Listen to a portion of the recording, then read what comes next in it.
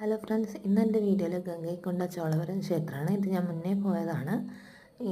ഈ ക്ഷേത്രമാണ് ഇപ്പം 1000 വർഷം തികഞ്ഞിട്ട് ആഘോഷം നടക്കുന്നത്. ഈ ക്ഷേത്രം ഇതിൻ്റെ പ്രത്യേകത, ഈ ക്ഷേത്രത്തിൻ്റെ ശിവലിംഗമാണ്. വലിയ ശിവലിംഗമാണ് ഇവിടെയുള്ളത്. ഉള്ളിൽ വീഡിയോ അലൗഡ് അല്ല, അതാണ് പുറത്ത് മാത്രം എടുക്കാൻ പറ്റിയത്. ഉള്ളിൽ വീഡിയോ അവർ കേട്ടില്ല. ഇതിൻ്റെ കൊത്തുപണികളാണ് എടുത്തു പറയാനുള്ളത്. തഞ്ചാവൂരിലെ ഓരോ ക്ഷേത്രത്തിൻ്റെയും കൊത്തുപണികളാണ് ഭയങ്കര. ആ കാലത്ത് ഇത്രയും അധികം കൊത്തുപണികൾ ഉണ്ടായിരുന്നു എന്നുള്ളത്. പിന്നെ അവിടെ കല്ലിലൊക്കെ എഴുതി വെച്ചിട്ടുണ്ട്. ആ എഴുത്തുകൾ നമ്മളിങ്ങനെ എഴുതണം എന്നുണ്ട്.